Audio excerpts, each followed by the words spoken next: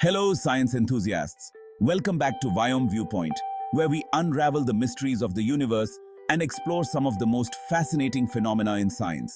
आज हम बात करेंगे एक डिस्कवरी की जिसने पूरे साइंटिफिक कम्युनिटी को हिला दिया, gravitational waves. These cosmic ripples are not just a theoretical concept, but a groundbreaking observation that opened new doors in our understanding of the universe.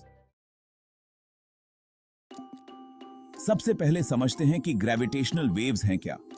Gravitational waves space time में ऐसी ripples हैं जो तब पैदा होती हैं जब कोई मैसिव ऑब्जेक्ट एक्सेलरेट करता है, जैसे कि ब्लैक होल्स या न्यूट्रॉन स्टार्स का आपस में टकराना. आइंस्टाइन की जनरल थ्योरी ऑफ रिलेटिविटी के मुताबिक जब कोई बहुत मैसिव ऑब्जेक्ट मूव्स करता है तो वो स्पेस और टाइम के फैब्रिक को डिस्टॉर्ट करता है. बिल्कुल वैसे ही जैसे पानी में कोई पत्थर फेंकने पर रिपल्स बनते हैं, वैसे ही ग्रेविटेशनल वेव्स स्पेस टाइम में रिपल्स पैदा करते हैं. जैसा कि आप देख सकते हैं, ये वेव्स कॉस्मिक इवेंट्स जैसे ब्लैक होल मर्जर्स के दौरान पैदा होती हैं और लाइट की स्पीड पर पूरे यूनिवर्स में ट्रैवल करती हैं. ये वेव्स इतनी सटल हैं कि इन्हें डिटेक्ट करना एक बहुत बड़ी चैलेंज थी until 2015. अब बात करते हैं इस रेवोल्यूशनरी डिस्कवरी की. 14 सितंबर 2015 को laser interferometer gravitational wave observatory LIGO ने पहली बार ग्रेविटेशनल वेव्स को डिटेक्ट किया. ये वेव्स दो ब्लैक होल्स के टकराने से पैदा हुई थीं, जिनका मास लगभग 30 सोलर मैसेस था. LIGO ने इन वेव्स को डिटेक्ट किया और कंफर्म किया कि ये वही ग्रेविटेशनल वेव्स हैं जिनकी आइंस्टाइन ने 1916 में प्रेडिक्शन की थी. ये डिस्कवरी सिर्फ थ्योरेटिकल फिजिक्स की जीत नहीं थी, बल्कि एक नया तरीका था यूनिवर्स को समझने का. LIGO का कंस्ट्रक्शन 2000 के आसपास शुरू हुआ और इसकी डिजाइन इतनी सेंसिटिव थी कि यह एक प्रोटॉन के डायमीटर से भी कम वाइब्रेशंस डिटेक्ट कर सकता है. जब इसने ग्रेविटेशनल वेव्स डिटेक्ट की तो यह कंफर्मेशन था कि हमारी understanding of space time and gravity बिल्कुल सही दिशा में थी कि DBE की. ग्रेविटेशनल वेव्स की डिस्कवरी ने आइंस्टाइन की जनरल थ्योरी ऑफ रिलेटिविटी को और भी मजबूत कर दिया. इस थ्योरी के मुताबिक ग्रेविटी किसी ऑब्जेक्ट की मास के कारण स्पेस टाइम को वॉर्प करने से होती है. जब मैसिव ऑब्जेक्ट्स एक्सेलरेट करते हैं, जैसे कि दो ब्लैक होल्स टकराते हैं, तो वो स्पेस टाइम में वेव्स पैदा करते हैं जिसे हम ग्रेविटेशनल वेव्स कहते हैं.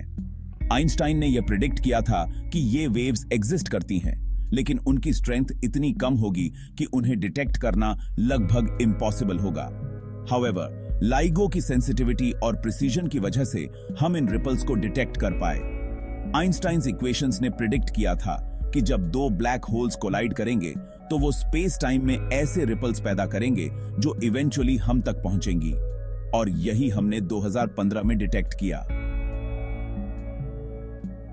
100 साल बाद this discovery was a powerful validation of Einstein's work, और इसने हमें ग्रेविटी और यूनिवर्स की फंक्शनिंग को समझने में एक न्यू डायमेंशन दिया.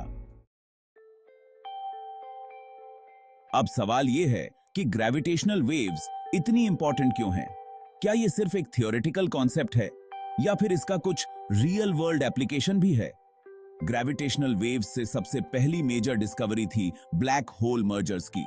पहले हमारे पास ब्लैक होल्स को ऑब्जर्व करने का कोई तरीका नहीं था, क्योंकि वो लाइट इमिट नहीं करते. लेकिन ग्रेविटेशनल वेव्स की डिटेक्शन ने हमें पहली बार इन इनविजिबल ऑब्जेक्ट्स की इंटरैक्शंस को ऑब्जर्व करने का मौका दिया. इमेजिन कीजिए, दो black holes billions of light years दूर आपस में मर्ज कर रहे हैं, और उसी मोमेंट उनकी कॉलिजन से पैदा हुई ग्रेविटेशनल वेव्स अर्थ तक पहुंचती हैं. This is how we hear the universe, through gravitational waves. 2017 में LIGO ने एक और मेजर डिस्कवरी की जब उसने न्यूट्रॉन स्टार्स के टकराने से पैदा हुई ग्रेविटेशनल वेव्स डिटेक्ट की. ये ऑब्जर्वेशन बहुत स्पेशल थी क्योंकि इसने हमें गैमा रे बर्स्ट्स और हेवी एलिमेंट्स जैसे गोल्ड और प्लैटिनम की ओरिजिन के बारे में नया इंसाइट दिया. जब ये टू न्यूट्रॉन स्टार्स कोलाइड हुए तो उन्होंने न सिर्फ ग्रेविटेशनल वेव्स पैदा की, बल्कि इलेक्ट्रोमैग्नेटिक रेडिएशन भी इमिट की. इसने पहली बार हमें ग्रेविटेशनल वेव्स और लाइट को एक ही इवेंट से डिटेक्ट करने का मौका दिया, जो एक मॉन्यूमेंटल अचीवमेंट थी। ग्रेविटेशनल वेव्स की डिस्कवरी ने एक नई फील्ड को जन्म दिया है, ग्रेविटेशनल वेव एस्ट्रोनॉमी। अब हम ग्रेविटेशनल वेव्स को डिटेक्ट करने के लिए और भी सेंसिटिव डिटेक्टर्स बना रहे हैं।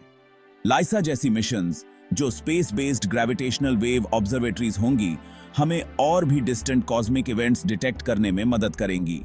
जैसे जैसे हमारी टेक्नोलॉजी एडवांस करेगी, हम और भी कॉम्प्लेक्स और फार ऑफ इवेंट्स ऑब्जर्व कर पाएंगे। शायद even the birth of the universe itself. Gravitational waves सिर्फ स्पेस टाइम के रिपल्स नहीं हैं। They are a new way to observe and understand the cosmos. इन वेव्स की डिस्कवरी ने न सिर्फ आइंस्टाइन के प्रेडिक्शंस को कंफर्म किया, बल्कि हमें यूनिवर्स की ओरिजिन और एवोल्यूशन के बारे में नए सवालों के जवाब देने का मौका भी दिया। तो दोस्तों, ये था हमारा detailed exploration on gravitational waves और उनकी इंपॉर्टेंस। अगर आपको ये वीडियो पसंद आई हो तो लाइक, शेयर और सब्सक्राइब करना न भूलें। वायोम व्यू पॉइंट पर will be back with more exciting scientific discoveries. मिलते हैं अगले वीडियो में।